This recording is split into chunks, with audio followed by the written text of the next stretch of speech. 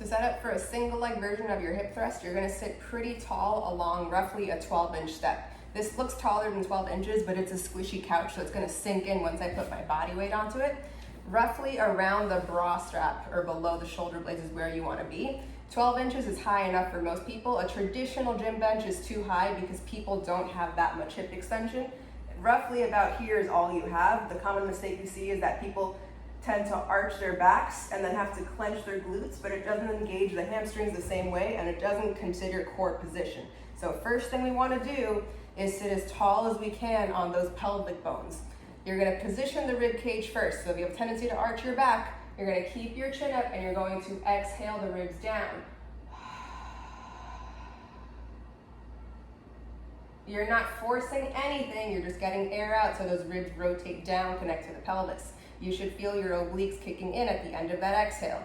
Breathe in through your nose without losing the rib cage position. If you're able to maintain it, you're ready to go. You're gonna keep that shrunk position the same way. Since it's a single leg version, we're gonna have the working foot just a little bit in line with the middle of our body, just a little bit.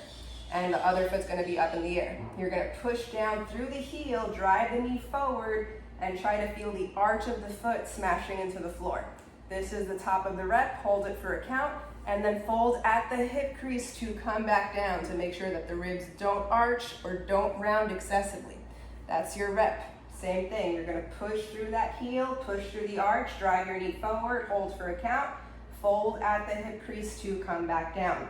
If it's too easy, you can grab a dumbbell. Place that dumbbell on the working hip crease. Position yourself again. Might be a little bit tough to get into position, but just be patient. If it's not feeling stable, you can hold on to one or both hands. Just make sure you have leverage to do the hip thrust the same way.